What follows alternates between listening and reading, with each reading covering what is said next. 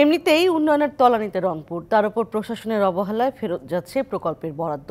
রংপুর পার্কের মোড়ে স্বাধীনতা স্তম্ভ নির্মাণ ও সৌন্দর্য বর্ধনে ঠিকাদার নিয়োগ করেও কাজ শুরু না হয় ক্ষুব্ধ নগরবাসী। আর এজন্য প্রকল্পের জমির মালিকানা নিয়ে উচ্চ আদালতে মামলা চলার কথা বলছে প্রশাসন।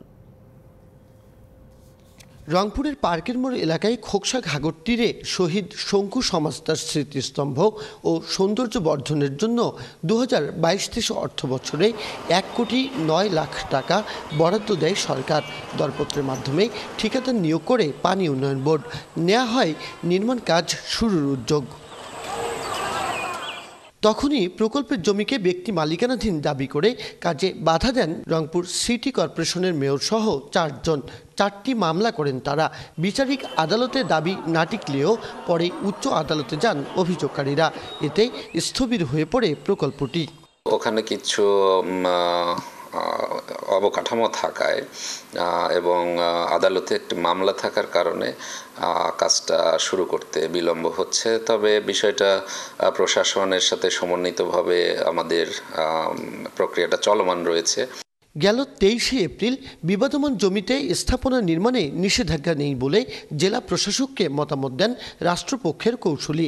এরপরও অদৃশ্য কারণে কাজ শুরু হয়নি এখনো। ওয়ালটন ফ্রিজ কিনে অনেকের মতো আপনিও হয়ে যেতে পারেন মিলেনিয়াল।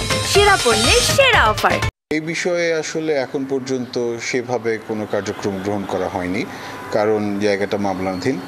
মামলা যেহেতু আছে সেই বিষয়টা নিয়ে আসলে আমি এখন কোনো মন্তব্য করতে পারছি না। ফলে বরাদ্দকৃত অর্থ ফেরত যাওয়ার শঙ্কা দেখা দিয়েছে।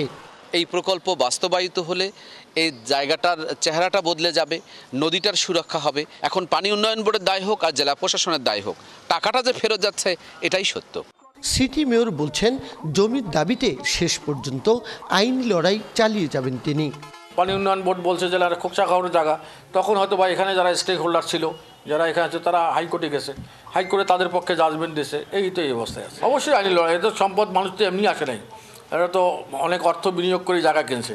এখনই কাজ শুরু না করলে চলতি মাসেই ফেরত যাবে প্রকল্পের অর্থ। Majed Masud, DBC news, Rangpur.